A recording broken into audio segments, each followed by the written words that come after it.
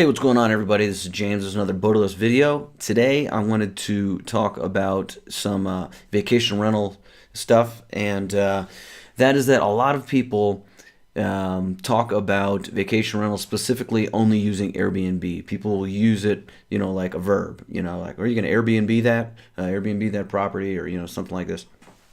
Um, the short-term rental or vacation rental market and business has existed for a long time. It is now, expanding because of technology, and there's a lot of different things that you can do. But having a short-term rental, thinking of it as an investment, you need to think past only Airbnb. The way I look at it, Airbnb is kind of like the training wheels. It's very easy to get started. There's a lot of people that use it now. It's probably the most used and most easy to get up and going. They do a lot of legwork for you, and so that's why a lot of people use it. And that's great, but there's a lot of people that like to use VRBO. There's a lot of people that like to use Booking.com. And best of all, you want to be able to get bookings yourself. And then you don't have to pay the 15 to 17% commission to the online booking agents. Okay? And if you're not on these other channels, then you're losing out the demand that you'll get on those other channels. And it might take some time to learn how to work with, for instance, Booking.com. And also you have TripAdvisor. And yeah, there's actually tons and tons of different online booking agencies that you can use. So, if you are not, if you're just starting, yeah, get on Airbnb. But you want to definitely think about using what's called a channel manager. And what a channel manager does is that's going to make sure that all of your prices are the same across all of the different online platforms, okay? Because they are going to have different commissions. Sometimes it says that the guest is going to pay the commission. Sometimes it says you're going to pay the commission, or different parts of it. And that's another thing, is a lot of people think, so like for instance with Airbnb, the hosts get charged a 3% fee, and then the guests, it varies, but sometimes 15 to 17%. And people think, oh, well, the guest is paying, so it doesn't matter. Well, it does matter, because that's coming out of the amount that the guests or the public is willing to pay. And so, whether you think it's coming out of your pocket or their pocket, it doesn't matter. There is a margin that the public is willing to pay to book your place, and there's a large percentage of that is not going to you. So it is better to get people to book directly with you, and not just for the reason that you don't have to pay that margin. Another reason is that you don't want to be beholden to any of these individual platforms. Okay, something could happen. Maybe they shut down your account. Maybe you don't, they change the way that they do business. This happens all the time. Just because one platform is big now does not mean it's going to be like that 2, 3, 4, 5 years down the road. So the best way to do it is to build your own brand. Okay, so this is going to be the end result. So as I was saying, Airbnb is like training wheels. The end result, or your end goal, should be to have your own company, your own platform that people can book through, whether that's locally or whether you have several sites and that go to different cities or all over the world. That's up to the branding aspect and how you want to do it.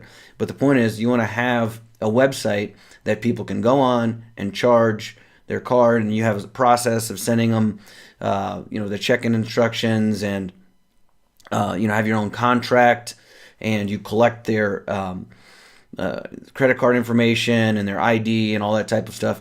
You want to set that all up to be smooth and have your own platform that nobody can take away from you, with your own URL, and that you can control. And then you can also use different online ads, paid ads, or go out and do just the old-fashioned type of flyers, or talking to people, networking, paying for ads in newspapers to get people onto your direct site.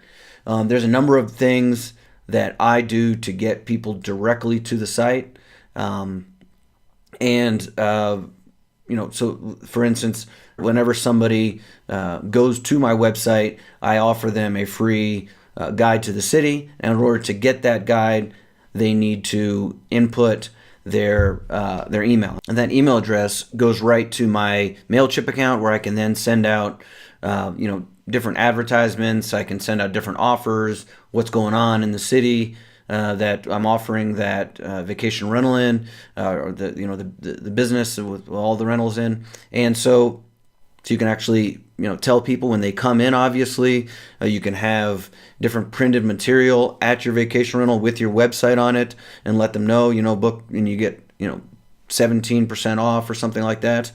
Another thing that I do is there's a free tour. I've talked to a tour agency in town, and the people get a free tour if they book with me. During that tour, they get a freebie, and so with that freebie, I tell them, it actually ends at a bar.